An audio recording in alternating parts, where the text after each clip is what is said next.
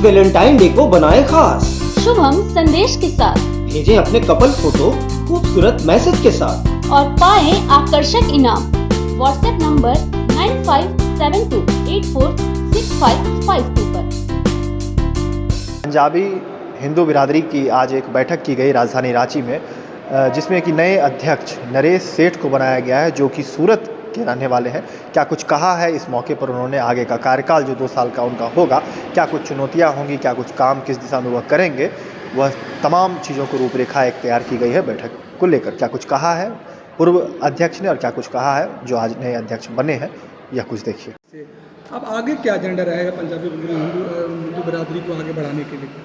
बड़ी जिम्मेवारी आपके ऊपर है। हमारे देश के अंदर पंजाबी समाज से जुड़े कई संगठन काम कर रहे हैं पिछले कई सालों से, लेकिन अलग अलग जगह पर बिखरे हुए थे। राष्ट्रीय पंजाबी महासंघ ने निश्चय किया कि सभी को एक प्लेटफॉर्म में इकट्ठा किया जाए और समाज की गतिविधियों को आगे लाने के लिए यूनाइटेड रूप से काम किया जाए।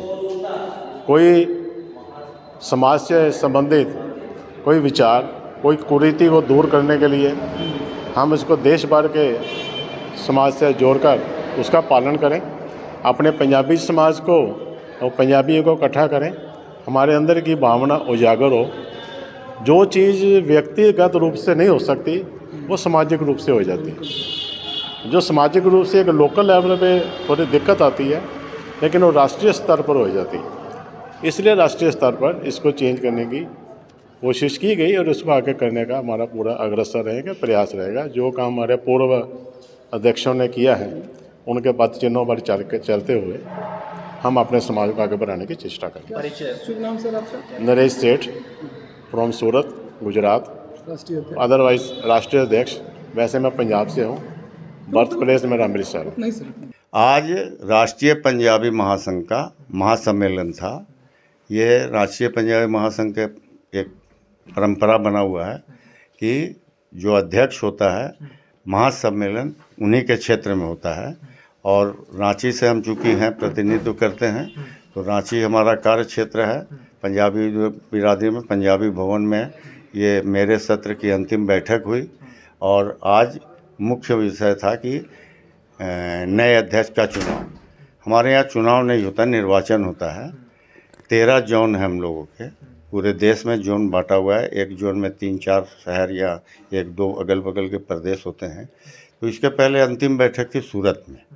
तो सूरत में ये तय हो गया था कि जोन बटा हुआ है, उसमें यह तय है कि इस बार इस जोन का नंबर है, इस बार इस जोन का, क्योंकि कोई विवाद नहीं हो।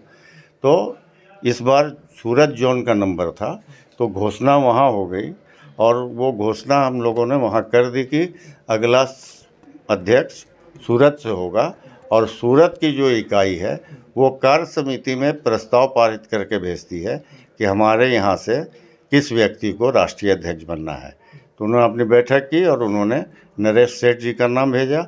जो हमारे निर्वाची पदाधिकारी रणदीप आनंद जी ने घोषणा की कि भाई एक ही नामांकन आया है, इसलिए चुनाव प्रक्रिया का सवाल ही नहीं होता है, तो हम सीधे इनको प्रमाण पत्र देते हैं।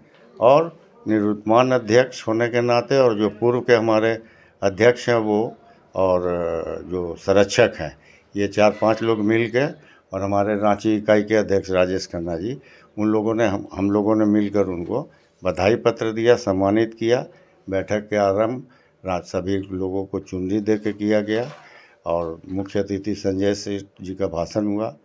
सबसे पहले हम लोग लाला लाजपत राय चौक पहुँचे, मूर्ति पर माल्यार्पण किए, उनको श्रद्धांजलि दिए। उसके बाद आके यहाँ वंदे मातरम के साथ कार्यक्रम स्टार्ट हुआ, दीप प्रज्वलित हुआ, मेरे द्वारा स्वागत भाषण दिया गया। महासचिव जी ने प्रतिवेदन प्रस्तुत किया साल भर का 2 साल का। कोषाध्यक्ष सुधीर उग्गल ने आय व्यय का ब्यौरा दिया। इसके बाद जो एजेंडा रहता है कि इस विषय पर चर्चा होनी है, पिछले कार्रवाई की पुष्टि, आगामी वर्षों में क्या करना है उसकी जानकारी, हर जोन अपने अपने क्षेत्र में क्या काम किए उसकी जानकारी, और अंत में फिर लंच का ब्रेक। फिर सेकंड सत्र में, दूसरे सत्र में जो कुछ विषय बचे हुए थे उनको लिया गया।